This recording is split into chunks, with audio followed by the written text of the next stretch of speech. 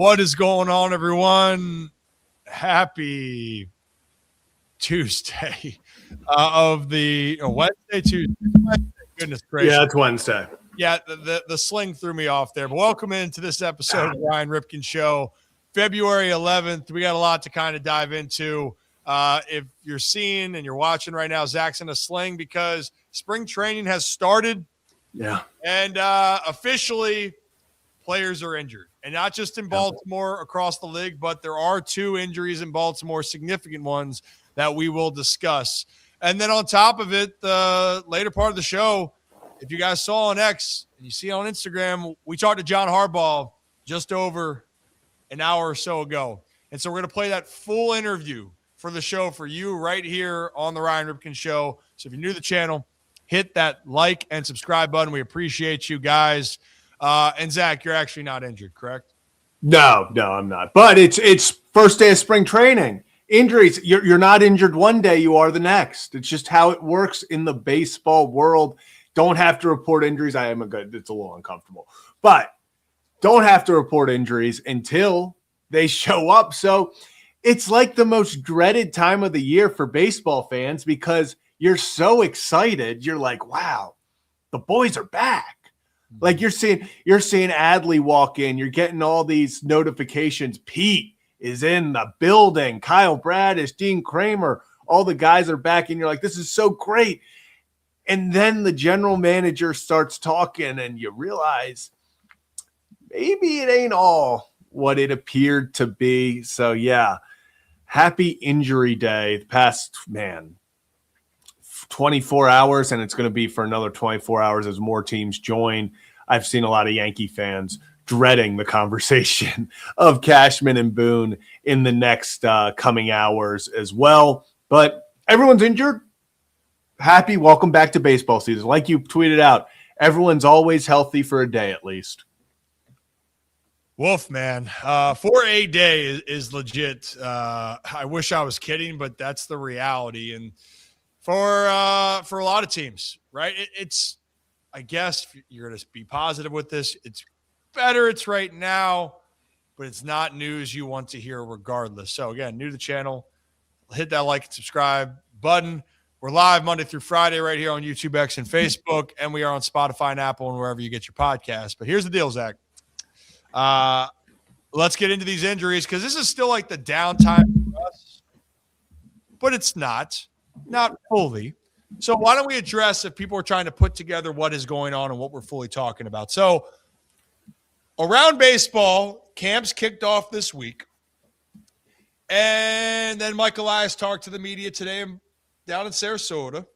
And news broke that let's start with the bad news first. The bad news. Jackson Holliday has a broken hamate bone in his right hand. So for those that are wondering, it's a common injury for guys that swing. You swing, the bone breaks. Mm-hmm. And he's going to get surgery tomorrow, but Michael Elias said that Jackson will now miss opening day. He suffered the injury, not in the offseason. He suffered it during live batting practice 5 days ago, and his timeline will be measured in weeks. So for that case, right off the bump, that's a bummer. It's a bummer because Jackson had a really strong offseason. He was excited, trying to take that next step, young and upcoming player. I hate the fact that he's going to have to be behind the 8 ball, Zach, because even though he'll get his reps, they're not going to rush him back. Mm-hmm. The problem here is that his spring training, in some cases, that game intensity, he's going to have to be thrown to the fire because when he's having his moments of spring training reps, it's going to be against a different level of guys down there at the complex compared to guys getting ready for the big league season. And then you're going into a season where those pitchers are really rounding into form by the time he's going to get rocking and rolling. So I'm glad that he will be healthy otherwise, but it still is not what you want out the gate. No, and I'm not going to wish injury upon anyone. I hate when anyone is injured. But if it's a veteran who's been there, done that, you feel a little bit more. You're like, okay, stinks. They're going to be behind the 8 ball. But that's life. That's baseball. Injuries happen. with it being Jackson Holliday, you're even it's a little bit harder to swallow even then, because you're like, man, he's looking for a bounce back campaign. He's looking to take that next step in his career that he's talked to us about. He's talked to everyone publicly about. He's like, hey, I know the player I can be. I'm just trying to get better and show the world that, yeah, I can be this player and that I'm on track to be that player. And I thought that this season was going to be a massive, and still could be. Listen, yes, he's going to miss the beginning part of the year, probably the first month. Baseball's a long season.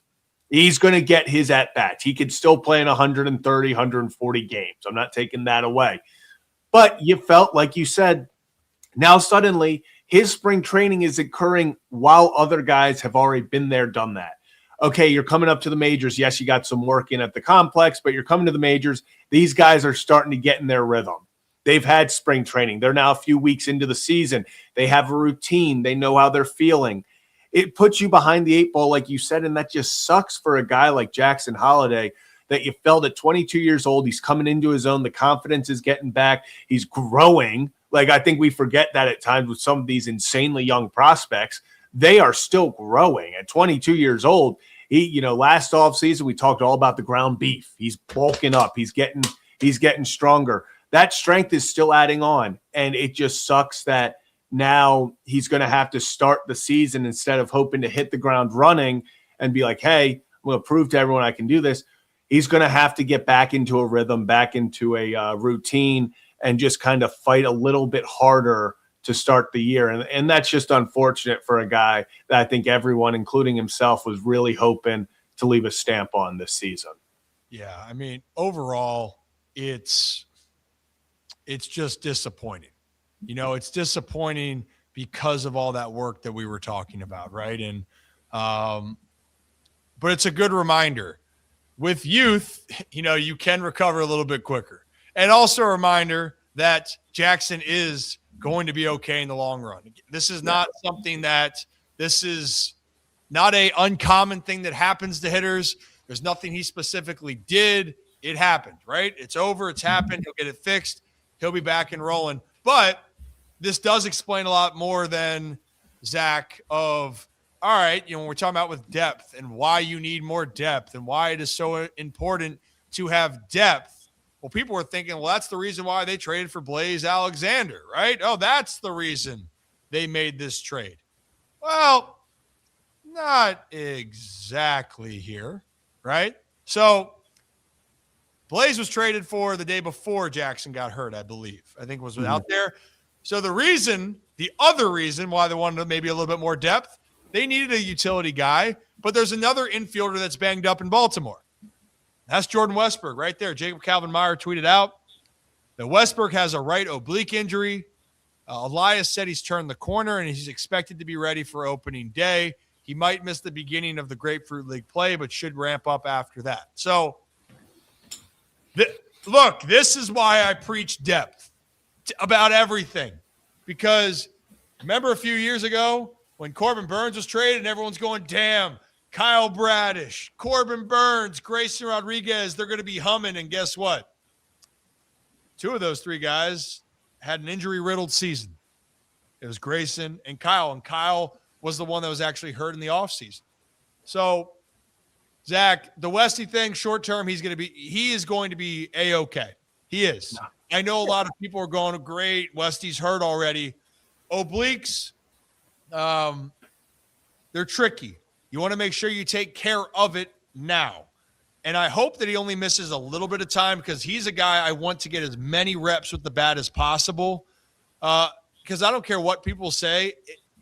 Gunnar last year, if you look at his numbers, Gunnar came back. And, yeah, he played fine last year.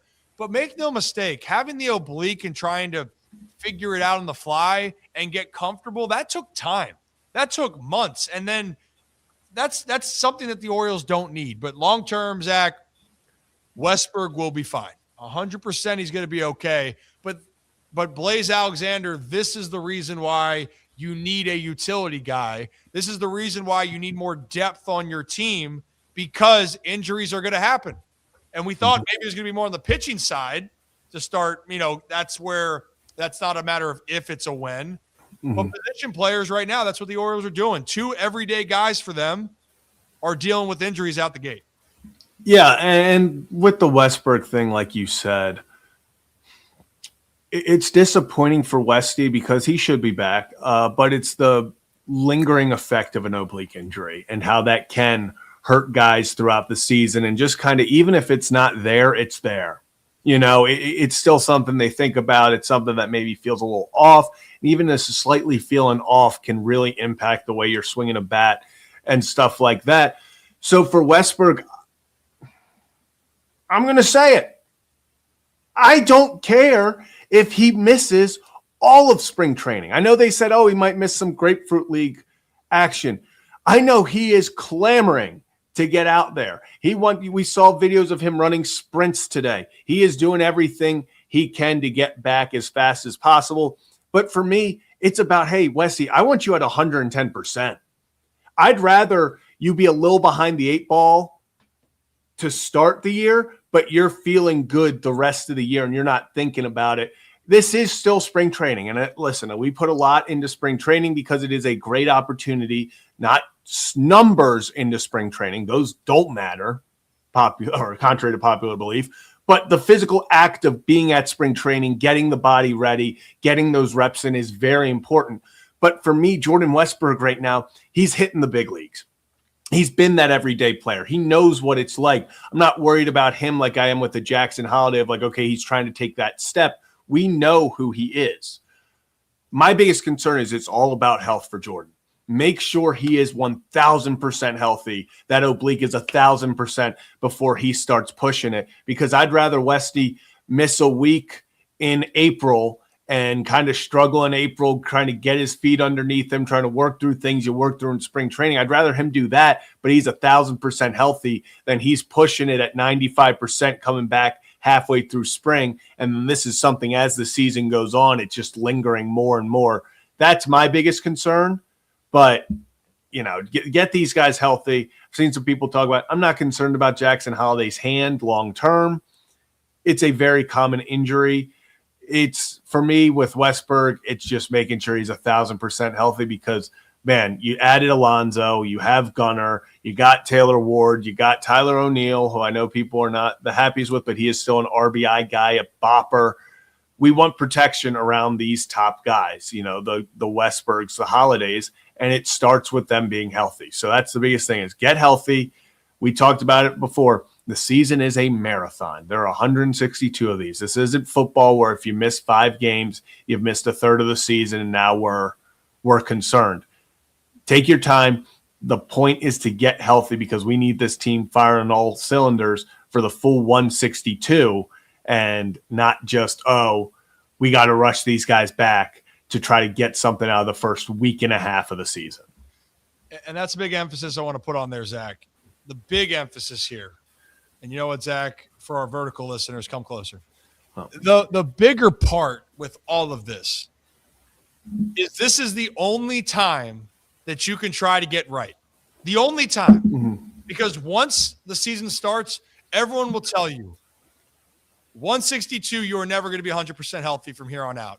And even for these guys, Jackson and Jordan, they could be as close to 100%, but now that they're starting their day-to-day of being there and being acclimated, this is the closest they can get to feeling the best that they possibly can. Yeah. Once the season starts, it's a battle. And I know I saw some questions about Zach Eflin there, and hopefully everything's going to be good to go with Eflin. But Zach last year, that's why I said you got to throw out the stats for him during the season. Once he got hurt, he tried to come back early because the team was struggling, which was selfless for him to do it, and he got hurt again. But that's an example. Eflin got hurt, and I'm sitting there going, man, he's not going to be right the rest of the way. And most pitchers, Zach, typically when people are banged up, they are going to be dealing with it the rest of the year. Go look at it. It's a part of it. And every player would be lying if they said, I came back and I'm fully 100%. They might feel that they're 100%, but their body's going to tell them otherwise as soon as you start getting in the rhythm that you are not that. And that is why we call it a grind in the major leagues and around professional baseball. It's a grind for that reason. In the minor leagues, because that's what I like, for me specifically, Zach, it's 140-game season. Yeah. Same thing, though. You're in spring training, you go, there it is. It's done. And however you feel, it don't matter. I had the oblique injury myself. I missed 6 weeks in 2019. And I felt pretty good, like, physically, mentally. When I got back into it, I was reminded I wasn't 100%. Yeah. And that's just because for you, what was the hardest part about returning from an oblique injury? For someone who's literally dealt with it in the same situation of you got to get back on the field and produce, what was the biggest challenge for you? Biggest challenge was trusting that everything's okay. Mm-hmm. And then trusting the fact that it's going to feel weird for the first amount of time. So, like, I'll tell you this. I remember I had to take some batting practice or try to take some BP before I went down to Florida to rehab, and I was in Fred. And when I was swinging, I felt this tug. And I'm like, it doesn't feel right. And our trainer was saying, hey, you're good. Like, I promise you, it's not going to go. But you just got to get comfortable with it. Mm-hmm. And I went down to the complex then. Now I was swinging the bat. I had one hit, then I hit a double off the wall, humble brag. And when I hit that double, it was kind of like, ooh, that kind of hurt. But they were right. I was fine. So maybe there was a mental side to it. Yes, I feel a physical piece of that. So it just lingers in the back of your mind. And what do you need to have as a hitter? A clear mind. You don't want to be thinking subconsciously about what's wrong, because subconsciously you could then alter what your swing is. And so that's the biggest concern that I have, is that hitters can say I'm 100% locked in, but we're human. The subconscious part of it is you might still change something if you don't feel right. And that's just the human nature of it all. So, I mean, Ryan, to your point, I mean, it's that trust thing, because let's say even going into it, I mean, we talk about baseball so much and just how much of a mental game it is as much as it is physical. If you go up to the plate, let's say Westburg goes up to the plate and suddenly, he's hacking, he's doing his thing, and just the slightest, hesitation in his head of like, I really hope this doesn't give on this swing, not feeling comfortable. And he's thinking that during an at bat, just that slight little doubt.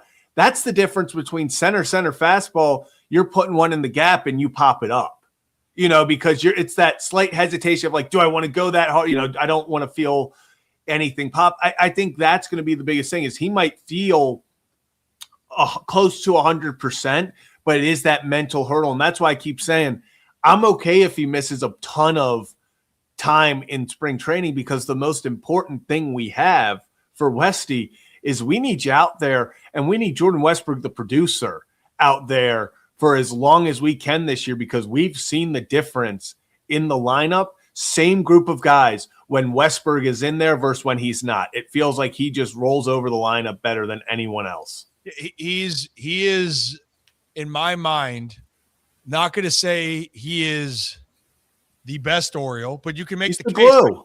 But I've told you this, Zach.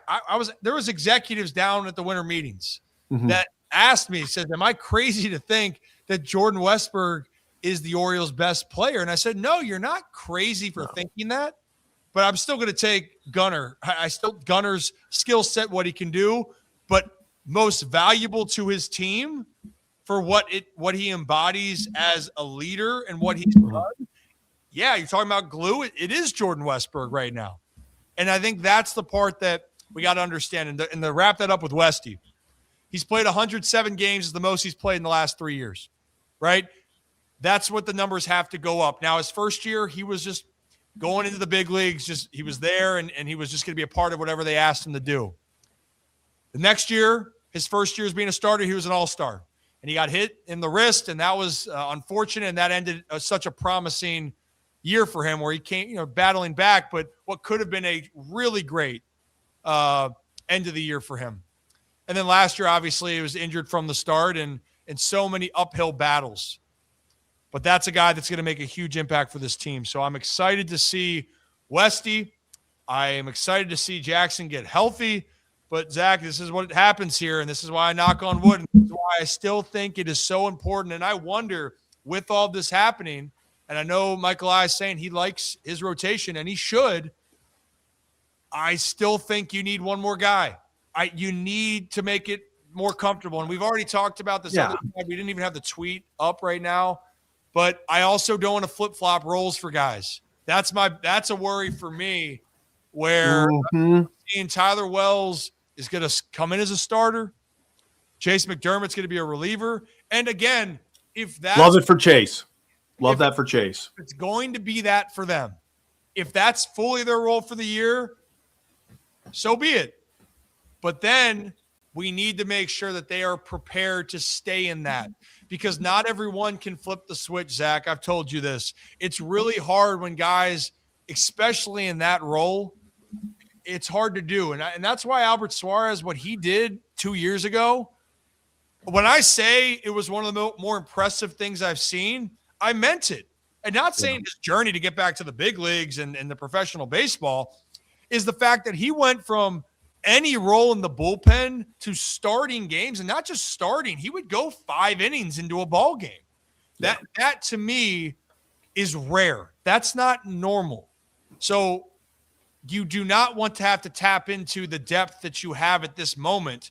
You want to make sure the guys that you have are set in their roles, and then you add what you need as necessary. And there's still options out there. That's why I bring it up. There's still options out there.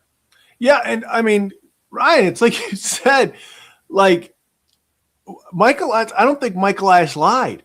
I really like the rotation too, and I think every player, every GM in baseball, for the most part, would love their rotation if you told them it was going to be healthy the entire year. But when you if you want to go just 1 through 5, Orioles got a decent rotation. But I hate to break it to people, you're not going to just have 5 starters go all year. You need depth. Injuries are going to happen, whether it's long-term or short-term. That's why you felt more comfortable if they went and got a top-end guy. That's why you felt better about that, because you're like, okay, we have another guy. If one goes down, we still have more top-end guys. Now you're kind of looking for depth, and you're going to need depth. So, did Michael Elias lie when he said he likes the rotation? No, because if you promised him everyone would be healthy, I'm sure he would love how the rotation looks. But the fact of the matter is, Bradish coming off an injury still. Last year, yes, he fought back, but this is his first full off season after that. Still come back. You're hoping Trevor Rogers, and he has said that he has not gotten any talks about an extension. We can get into that maybe at a different show.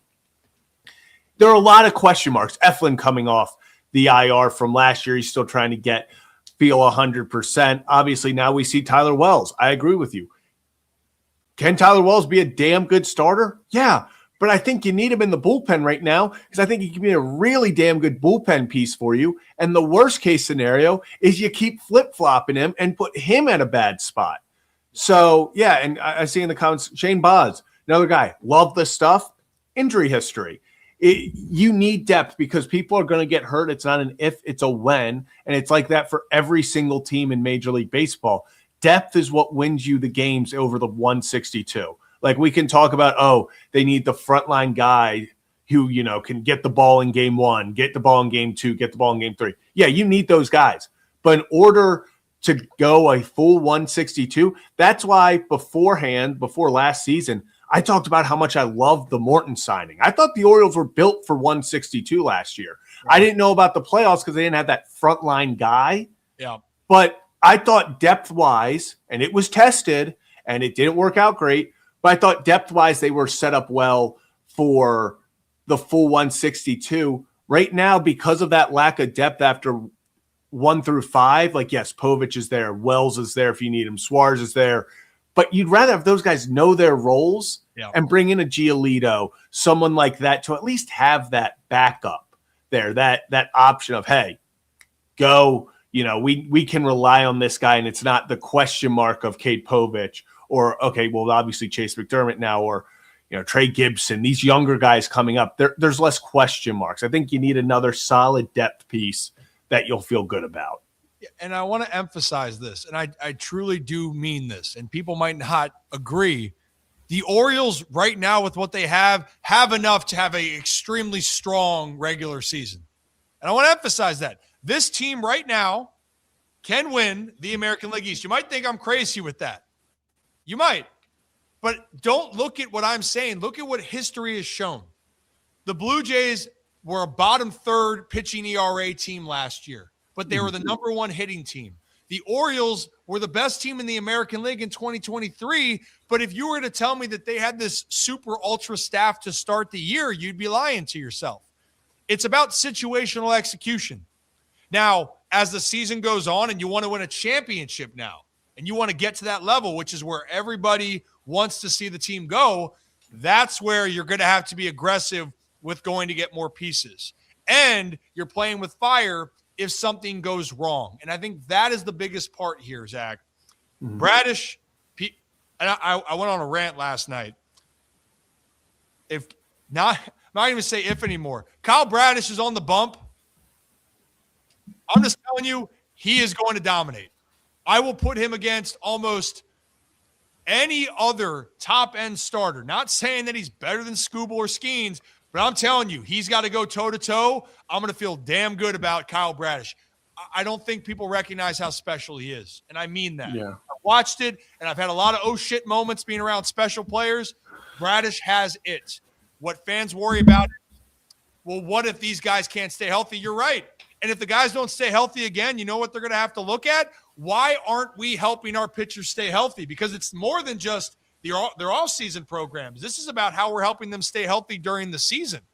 Yeah. And so we're going to have to cross that bridge when we get here. But you got to trust right now with what they have and the staff that's in place, you got to let them go out and see what happens. Now, personally, I would like one more arm because the track record in the minors, while there's so much talent, they haven't developed pitchers to get to the big leagues and have success. They just haven't. It's a fact. It's just a fact.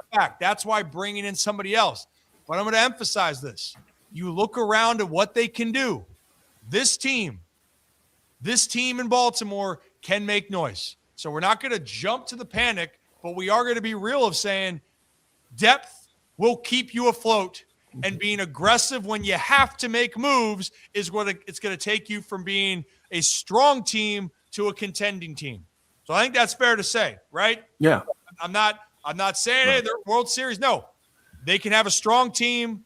At the time, they're going to have to be aggressive to be a contending team. But for right now, it's just I'm going to hold my breath, and I'm going to clench a table when Dino pitches in the World Baseball Classic. I'm going to be a little bit nervous for all those guys in the spring because people are going to feel like they're going to be walking on eggshells if one of those guys gets hurt. And I will bubble wrap. I will give them my elbow. My elbow's terrible, Zach, but I will give that to the boys. But you just got to trust that everything's going to be okay. And there are certain things that you can't control. You can't control Jackson's injury. It is what it is. But what you can control is how you're going to play the game of baseball.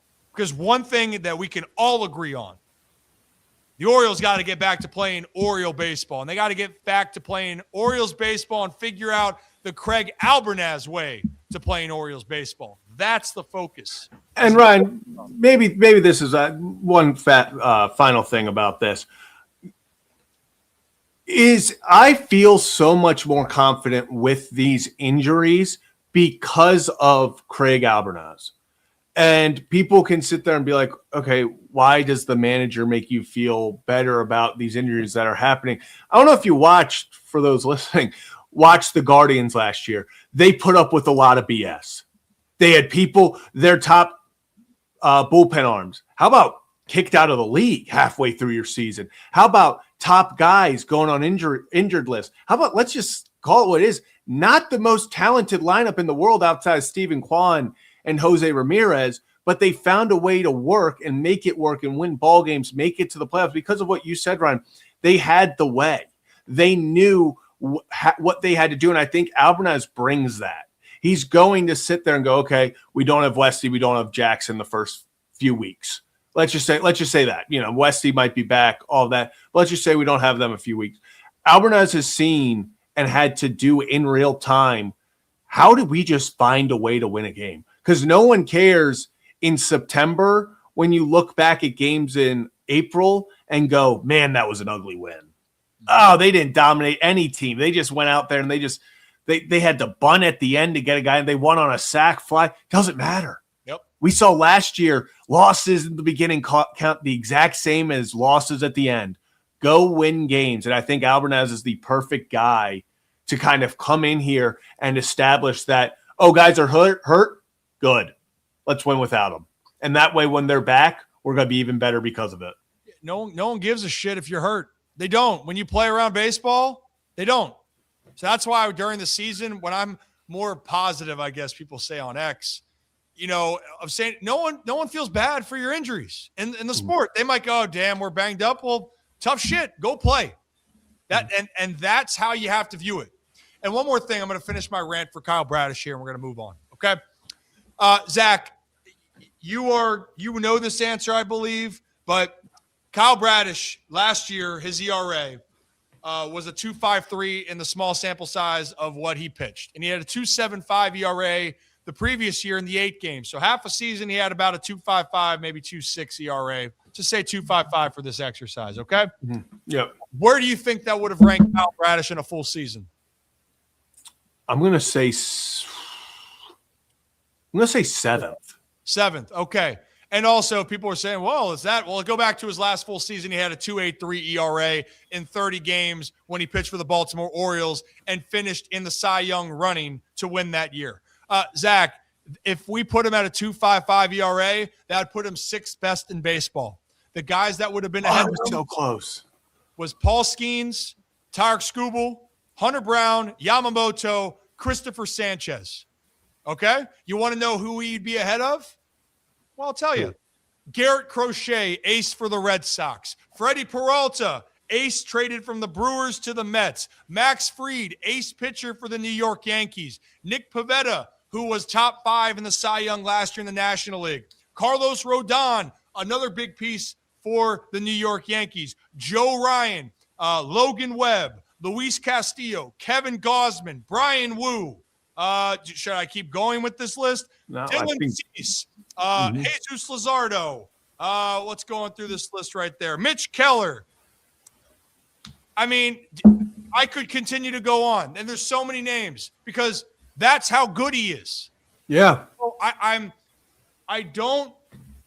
I want the Orioles to get another pitcher, but put some respect on Bradish. I'm telling you, man, if he goes out and sucks, then, dude, I'll wear it, and then I'll blame Bradish. I'll call him up and say, dude, why are you stinking up the joint? But I'm telling you, man, I don't think that people realize how damn good Kyle Bradish is. And I hope that we get to see that this year, because if you do, this Oriole team with him on the bump truly can go toe-to-toe with any team. That is how special he is. And I digress. Thank you for my TED Talk. And real fast, I saw people asking about why Albie didn't bring up injuries yesterday. He didn't have to. Today was, I believe, because they officially were workouts. This was the first day that they had to tell people about injuries. And as we know, they don't tell things unless people need to know or they have to. And also I saw some things about, earlier in the season with the AL East and stuff. One, I hate, all games mean the same. All teams are good. Orioles have a favorable beginning of the schedule. They need to take advantage of that. So it sucks that the guys are going to be missing early on, but this is a manageable schedule that the Orioles need to take advantage of and go out there and win some ball games, put themselves ahead of the 8 ball. Because we saw last year, we talked to Ryan O'Hearn just a few weeks ago, and he said, I'll be honest, it just became too big to climb out. Like, we were grinding. We tried everything, but we got dug too deep in the hole early on. Just avoid that. Get above the 8 ball, or stay above 500. They can be above 500 at the end of April, which they should be. Yeah. It's a marathon. Just stay with it. All you got to do is get in the dance. Yeah, and one more thing I want to say, and then I'll be done with the Kyle Bradish thing, because one thing that irritates the hell out of me, and I see saying great, he's got a pitch, Mouse Talk, I see your comments. How about this? When you're talking about a guy that balled out, Kyle should have not pitched in 2024. He made the choice to try to help the ball club, and he knew he was going to have to get surgery. He knew it. So he could have sat out 2024, and he would have been ready to rock and roll all healthy last year. But he knew he wanted to try to win for a team. So when I talk about mentality and a guy that will push through shit, and I'm fired up about that, I know what he'll push through. And I know he is not an injury-prone guy. And I hope it doesn't blow up. And if it does, then screw me. You know what? I'm cool with that. I am.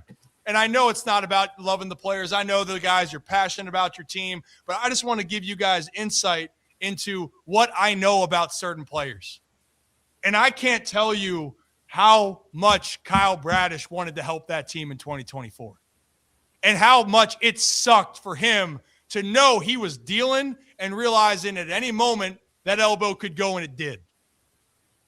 So I want to emphasize on that. That was to help that team in 2024.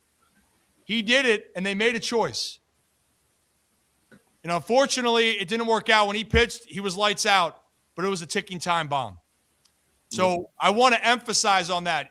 There was a reason why he was on that report IL in 2024 going to spring training, Zach. And it's a perfect theme to end this as we go into the Harbaugh conversation. They knew that going in.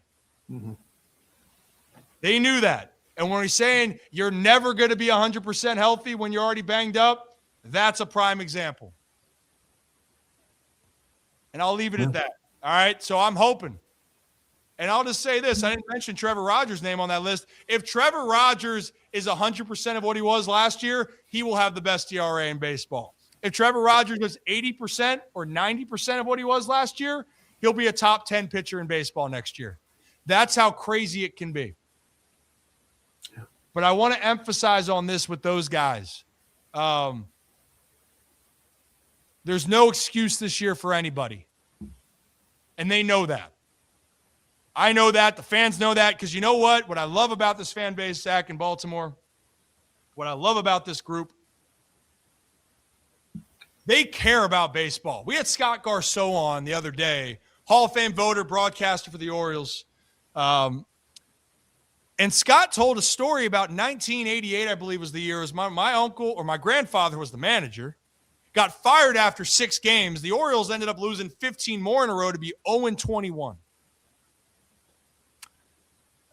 There was fan appreciation when that team was 0-17 or coming back home. Yeah. And you know what the Baltimore fan base did? They sold out the damn place. Even with the team, when they came back, had 1 victory on the season and had an historic run, 0-21 to start that year. And the Baltimore fan base came out in droves. Because you know why? Baltimore fans love their fucking baseball team. So I know. I want this fan base to have a championship. I know that they're going to get one here at some point. So when I talk about this, know that this comes from a place of I see your passion. And I also know that these guys are trying to bring that back, because Baltimore is a great football town, but damn it, dude, the Baltimore and their fan base, not just in the area, around the world, it's a very proud group.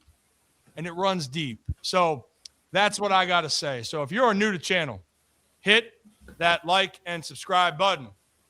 So it was a curse when Mom was in the chat. Well, she's heard me say fuck. She gets it. Sorry, Mom. I love it. Fire. It's baseball season. It's baseball season. It's something. Like you said, Baltimore, it's a baseball town with a football problem.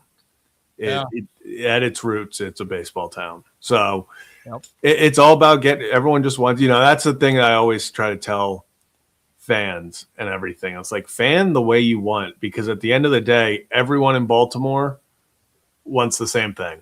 You might think it's different. They have to do it differently to get to that goal. But at the end of the day, every single person in Baltimore wants the Baltimore Orioles to hoist that World Series trophy. That's it. That's what everyone wants. Everyone has the same goal. Everyone wants the same thing for the team. Some people may think, oh, you have to do this. Other people say, no, you have to do this. Build through the draft, build through free agency, whatever it is. Everyone wants this team to win. That's plain and simple. So it's a baseball town. Love it. And I'm excited. We still got all of spring training. We got like 200 games for the O's still ahead of us. I mean, we are just beginning, baby. We got a lot. And here's the thing. So our goal here in the Ryan Ripken Show, we hope to continue to go more national. But we're always going to have the roots here in the Maryland region. Why? Because we're from here. So that's always going to be that backbone for us. But then, we will still have people connected to Maryland and beyond, and they go off to other places. So we're excited about what we have for spring training. That could be some other Maryland connections that went elsewhere, and also give you baseball coverage. So when you want to go watch the game, whether it's about Baltimore or any team, we think you should stop by here and get all that info. But not just that, we think you should stop by for football, Zach, because guess what? We've had a great last couple months. We have. It's been tremendous. Shout out Ryan Chell for also helping us continue to get this. We want to try to give you guys insights and knowledge and give you some fantastic guests. And yeah, I think that we're not too bad either, but that's what we're trying to provide here in the media landscape. And so we talked about it a while ago, and it was going to take some time, but we got it done, and we knew it was going to happen. He's no longer in Baltimore, but he's got the Maryland connection. We got a chance to talk with head coach of the New York Football Giants, John Harbaugh, today. So, Zach, before we play that, if you are new to the channel, hit that like and subscribe button. Ryan Ripken Show. We do this live. But we are going to play the full 15-minute interview right here on the show in this moment. Am I missing anything else? Nope. Okay. Well, actually, one more thing. Yeah, no, we'll save the last little fun part for Bradish at the end. I forgot about that. We'll add that part in. But we appreciate you guys' patience. And without further ado, here is the full sit down with former Ravens head coach and now current head coach of the New York Football Giants, John Harbaugh. Zach, let's play that clip. We were joking right before. I still am getting used to this color. It is a good color on you, Coach. That's blue. Blue brings out your brown eyes. Thank you very much. You said it brought out my eyes, but then I pointed out it brings out my brown eyes. There's different shades of blue. This is the lighter blue jacket that I got.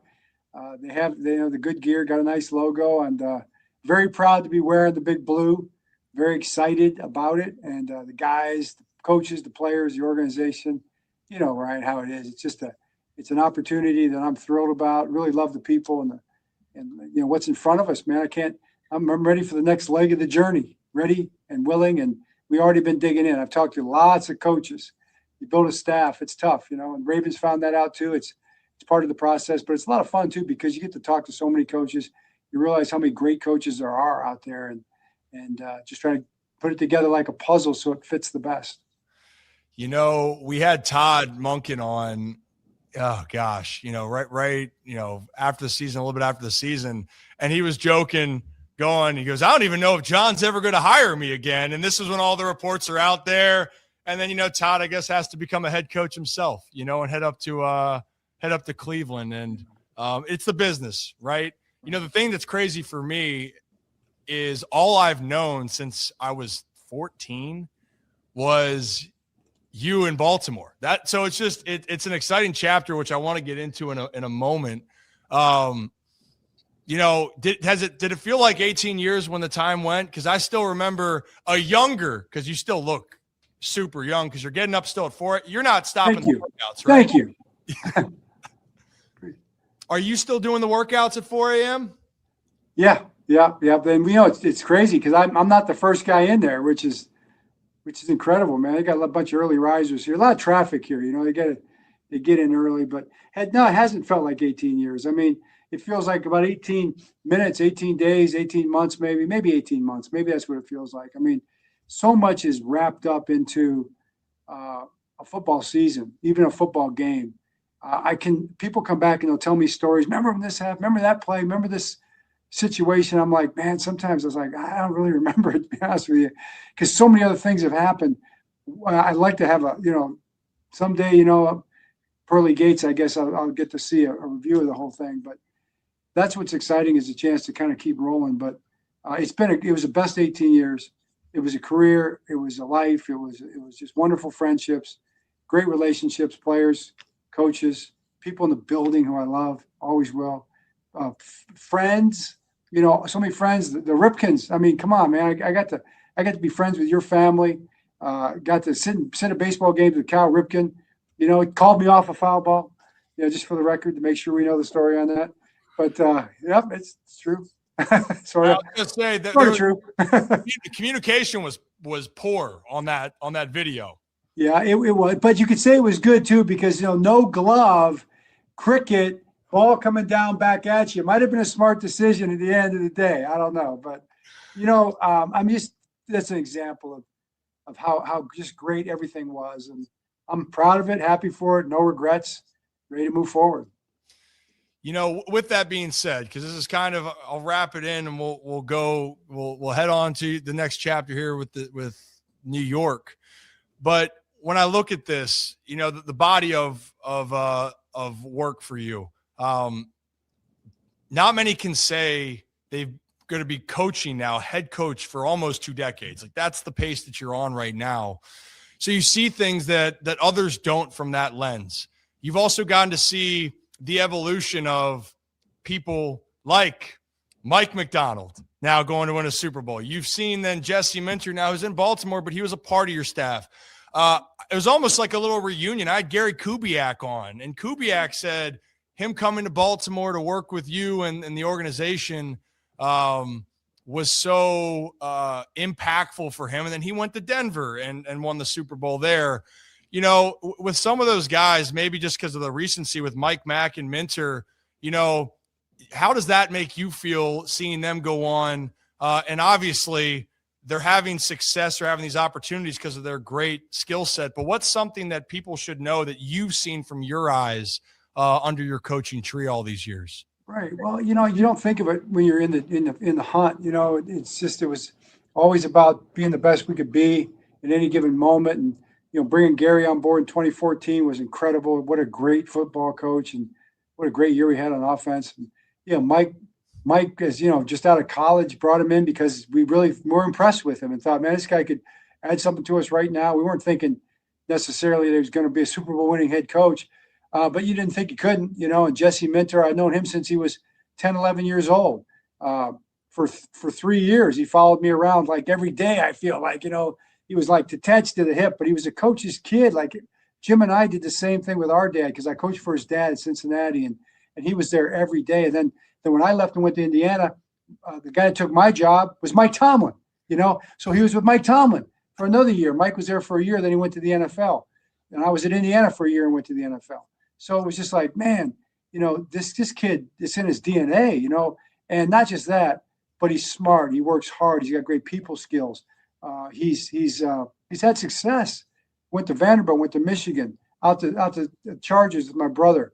He's done great, and he's so ready. And I don't know. I really like the hire. I just think I understand the hire.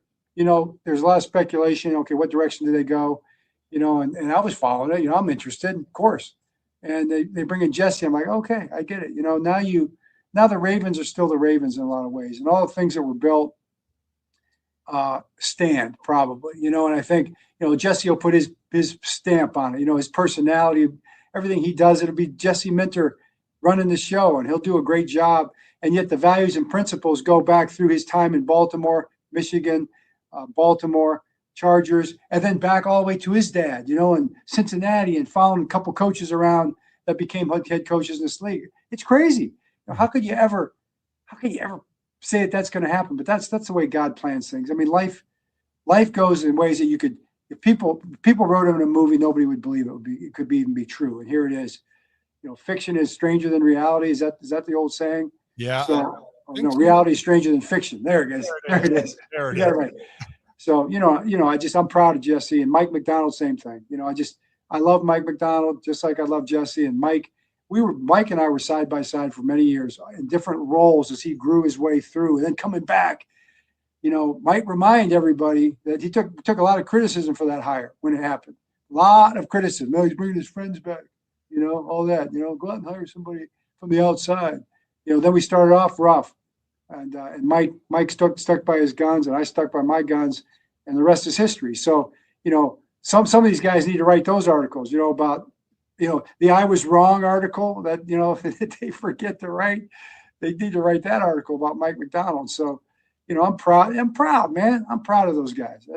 That's all I could say. And I think it's a testament, though. You're not going to say this about yourself. I can tell this from my angle here. It's a testament to you. And I talked with Coach Newberry down at the Naval Academy yesterday, and I told him the same thing of who you want to surround yourself with. You want to surround yourself with high character people. Obviously, they got to be good at what they do, but it's a testament of how you want your staff to be. And to see it all come to the way it has, and for these guys to go and live their dream, it still comes back to you. Also, it does go back to Cincinnati. You're right. Haruki came on, and I was like, damn, wow. I wasn't aware of how many people it goes back to Cincinnati. Yeah. Cincinnati's a hotbed, man. Go through. They got all the pictures up in there now. It's crazy. It's crazy. Well, to flip this then, because I want to talk about your Giants real quickly to wrap this up, because it is the Giants. And you know what? Crazy to see some similarities here, okay? You have a young quarterback. There's a young quarterback in Baltimore here that's now become more of a veteran, but he had a big jump from year 1 to year 2, Lamar, and now you got Jackson. Now, one thing I got to ask you first and foremost, I've seen you dance in the locker room. You've seen Jackson dance. Do you think you're going to be able to match your young quarterback skill set there first and foremost? I need a new move. I mean, I look at that clip sometimes. I'm just really disappointed in myself. I mean, I'm way better dancer than what I showed right there in that moment. That was pure emotion, pure joy with a victory. But no, I'm excited about Jackson. I mean, I really am fired up about him. He's coming in today. I'm talking to him today, and I can't wait to talk to him and just kind of get going with Jackson, because what a competitor. And Lamar, proud of Lamar. Proud of what we accomplished together, proud of the quarterback he's become, and what he's done. And I know that his fire's still burning, his motor's still running hot, and he wants to go win a championship. And we were close, we were right there, and we didn't quite get it done. The ball, we didn't do it, whatever. But I don't have any regrets about that, because I felt like we were good for each other, and I really believe that we were the perfect match really at the right time, because, honestly, I believed in him. I believed in him from the beginning, and there weren't that many that did, and he knows that. And he believed in us. He believed in our plan, and he threw himself into it wholeheartedly, and always competed, always did his best. And I just appreciate that. And we did it once in 2019, set records. Did it again in 2024, 2023, in 2024, 2025, set records. And now will be a new stage for him. And I think that's definitely the plan that Steve has in mind. And now let's get the next evolution of Lamar and see what can be done. And that's what they'll try to do there.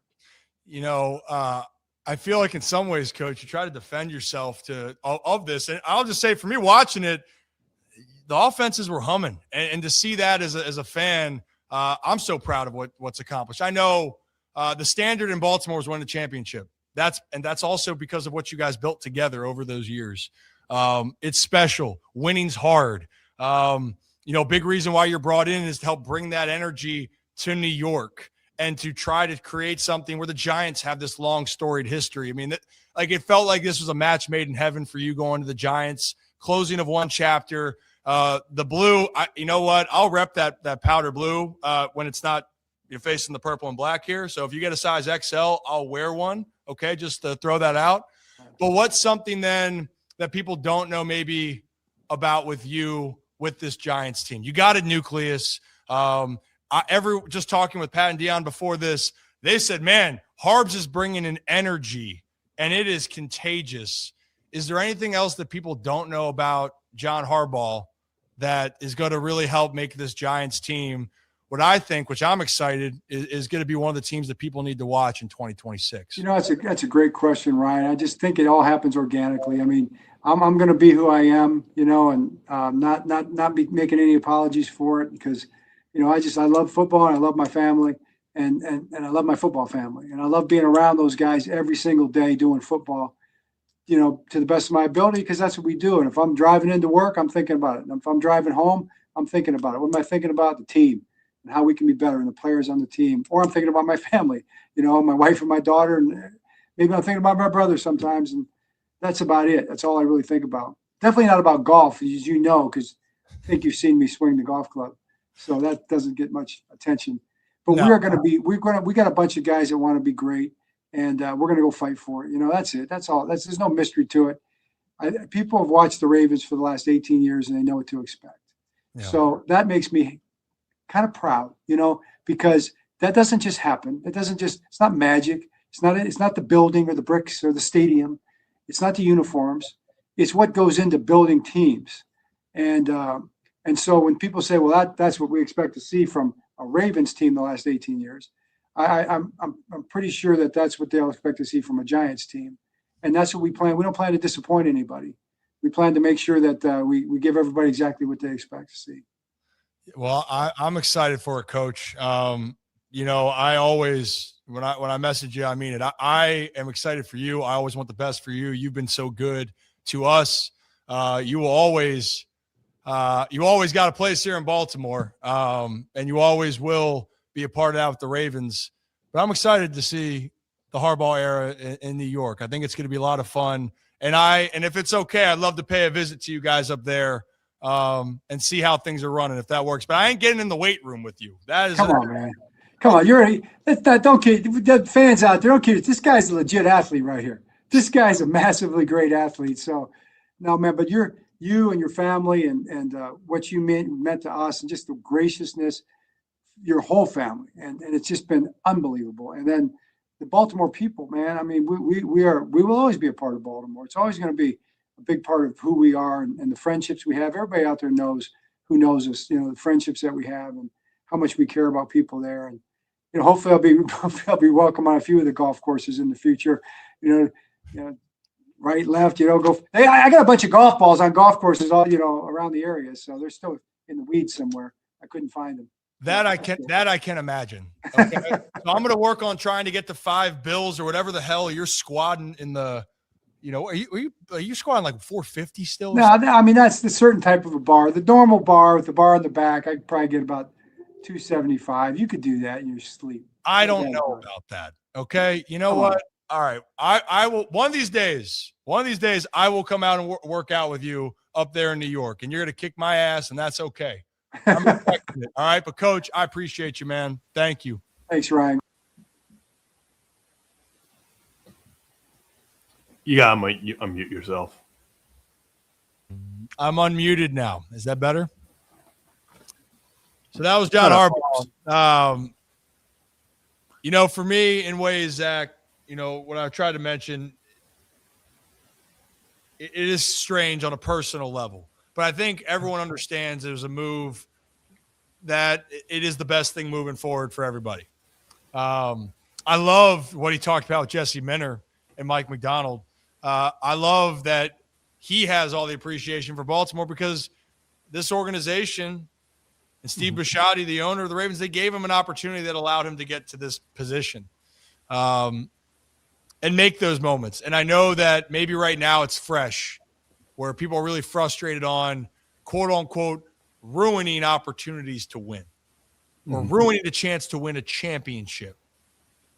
And that's how some people are going to feel right now. But I know in time, people are going to appreciate what was this era. It all comes back. It'll all come back.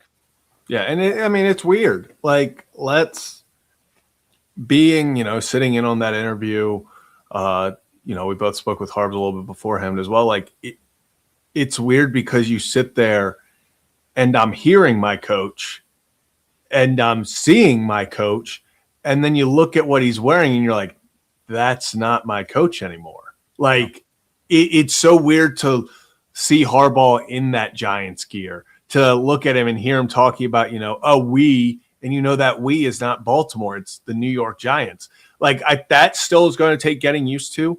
But, I said it on the show the moment Harbaugh got fired or they parted ways. This is going to be weird for a little bit. No. But trust me, in 10 years, Harbaugh's going to be back on that field at M&T Bank Stadium. He's going to be, inducted into the Ring of Honor, and he'll get a standing ovation, and we'll all sit around and talk about how incredible those 18 years were, because they were. Yes, you only got one Super Bowl out of it, but there are a lot of teams out there that haven't gotten one in their entire history. Yeah. So getting one is getting one. It is one of the hardest things to do in all of sports. So it's just I hope that they will, I hope they will. It will. It's going to be one of those things where eventually down the line, everyone's going to look back at the John Harbaugh years for what they were, and that was a good time and a lot of wins.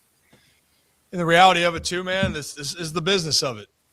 If the Ravens had won a Super Bowl with Harbaugh and Lamar together, wouldn't have this conversation. And he might probably still in Baltimore, one, but then two, when the Ravens win another Super Bowl. And I'm hoping Jesse Minter is going to be that coach that does it with Lamar Jackson.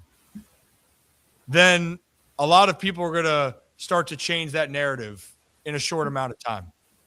But one thing's through and through all the issues that happened, John cares a lot about Baltimore. And I don't want people to lose sight of that. We just talked about how passionate people are in Maryland. I know people are passionate about their teams, but don't underestimate the passion that people have that put so much time and effort into trying to make special moments. And you can say you don't like it. Well, he's gone now. He is in New York. It's a new job. It's a new opportunity.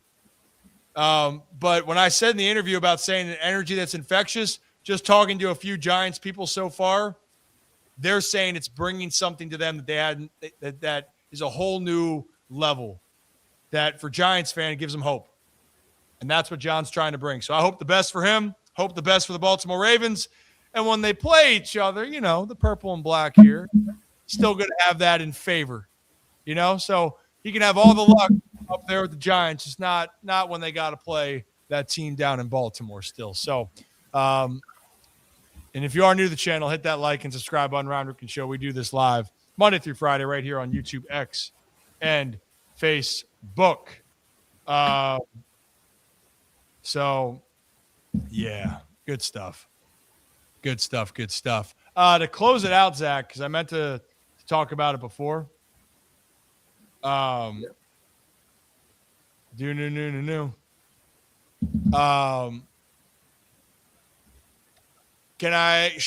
I was gassing Kyle Bradish up, should I tear him down for a second? Yeah, I think we should. Yeah, so there's a lot of changes down there at the facility, at the complex at Smith Stadium in Sarasota. They got a putting green down there, right, Zach? Is that what I'm seeing? Yeah, new putting green. There's Bradish, Gunnar, and Zach Eflin testing it out. But I will say, some are using it as a putting green, how it's intended, and then Kyle Bradish is clearly chipping here. This is not a putt. That is a clear chip. This is someone working on his chipping game on the putting green. Yeah. So, Kyle, we got to talk about this. Form doesn't look too bad. That's not the ball. Is that the ball at the bottom that's barely off the ground? Is that the one he hit? There's no way. That's got to be. He's got to have a practice ball right there. Like, that's got to be an extra. A minute. Can we go back? I don't know, Jim. Maybe. I'm hoping. Kyle. Yeah, we're going to need confirmation. Going to need confirmation on that. Okay. Well, we're gonna have to figure that one out there. A kind of Brad, you got to figure this out. Because I got a lot of questions. Because now I take back everything I said about you being an ace and a top pitcher in baseball and all that, and the whole spiel about how I have all the faith in the world in you. If that's your golf shot right there, then you know what? Season's over. Canceled. Called a year. Just like that. So I digress, Zach. But he's a good kid. Bradish, you're a good kid. And you know what? Maybe we'll have some breaking Bradish brews down in Sarasota. Can we get him on that? We're gonna need more of those. I say more of those. I haven't received one. Yeah, so I'll get on need those. That's kind of foul, Yeah, for real. It's kind of foul. And he's not even wearing his hat right around. You know what? Just the whole thing. I got some issues. Colin Coward would hate this. Just go say it. He would, but you know what? All can be forgiven if we just have some brews. Breaking Bradish brews. That's all we need. That's all I'm saying. Simple. Simple. All right. All right, sports. I think that's all we have. While you just talk for a second, I'll go to the other side and I'll cue the music. Dee-dee-dee. Yeah. So, yeah, kind of as we said before, this is kind of a little bit of a down period. Obviously, baseball is starting back up, but then football ending, everything. I mean, the Olympics are going on. So usually we would take our break around this time of year, but, the content, we don't want it to stop. So we're keeping it rolling, maybe shorter shows over the next week or so, but we're going to talk about everything we can, everything you guys want us to. So thanks for sticking around and sticking with us in the, slower period before. Oh boy, it's going to be March before you know it. March Madness, baseball, and then we will be back on the marathon. We'll be back rocking and rolling, man. The grind don't stop. We have a lot of things planned, and we appreciate all of you. So again, hit that like and subscribe button. Grind Ripken Show. Appreciate you guys. And Zach, that's all we got for today, right? Correct? Yep. Cue the music.